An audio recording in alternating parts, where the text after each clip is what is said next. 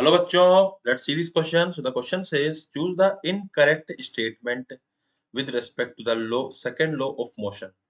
Okay, so the first statement is any internal force in the system are not included in the net force while writing equation. Acceleration here, option number B, a second option, sorry. Acceleration here and now is determined by the force here and now, not by any history of the motion of the particle. Option number 3, the second law, in the second law, F equals to 0 implies acceleration equals to 0.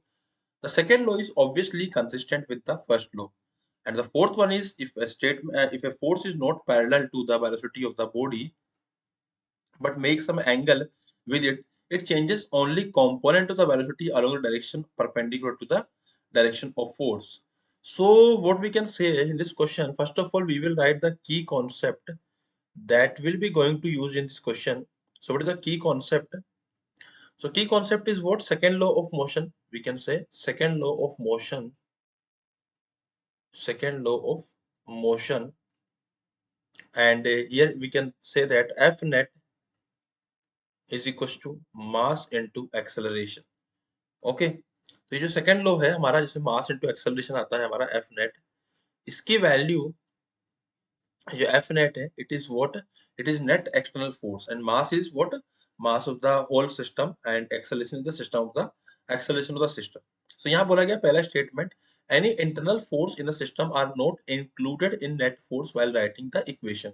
जो F net है हमारा वो net external forces है, तो net, it is net external forces. Okay, तो obviously कि वो तो यहाँ पे इंक्लूड हो ही नहीं सकता. सो ये स्टेटमेंट मेरा करेक्ट स्टेटमेंट है, but we need to find the incorrect statement. So option number 1 is not answer. Acceleration here and now is determined by the force here and now. तो स्टेटमेंट करेक्ट है, क्योंकि जो हम force देते हैं M and A, वो here and now का force होता है, किसी हिस्ट्री का फोर्स नहीं होता है. Third one is if the second law f equals to 0, अगर मैं f को 0 कर दूंगा, so obviously it implies that acceleration will be 0. okay, the second law is obviously consistent with the first law.